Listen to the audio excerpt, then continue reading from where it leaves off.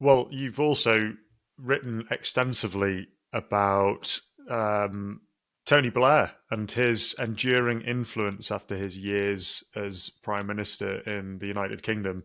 And you say he's the human embodiment of the regime.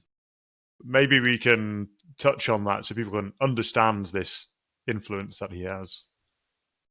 Well, I mean, Tony Blair, after leaving, he ceased to be the prime minister in 2007. I don't know if you can remember, there was a big ceremony where there was a changing of the guard, and Gordon Brown came in as the prime minister. That was quite a surreal day because they did it in such a symbolic and kind of pompous way. There was like an actual changing of the guards to show Labour unity or whatever. But after that point, he immediately, Tony Blair, did not go and retire and play golf like so many other politicians. He did not join the House of Lords like many former prime ministers, but set about building a power network outside of, Westminster with various NGOs. Those NGOs were then consolidated in a super NGO called the Tony Blair Institute for Global Change, which is now the biggest NGO of all of them.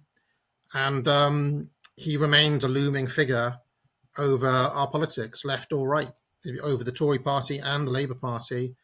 And we've seen it since Labour have become the government. One of Blair's obsessions has been digital ID or ID cards back in the day.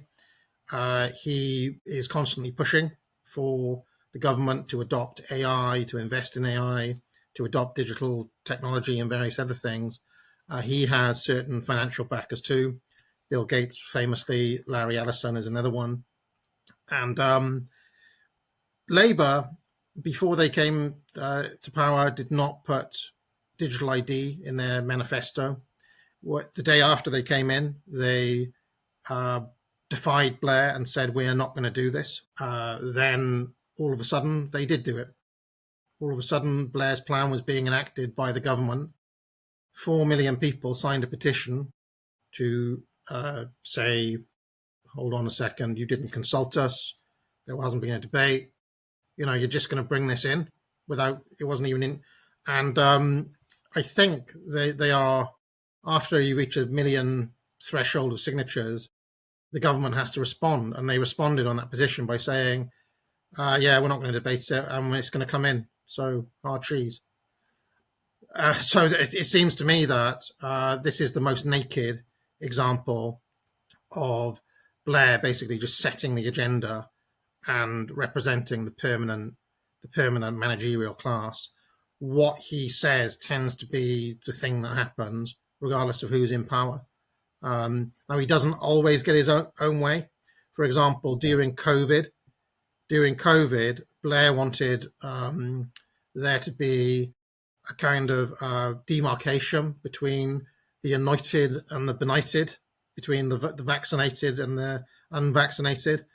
He couldn't understand why unvaccinated people were still being permitted into polite society.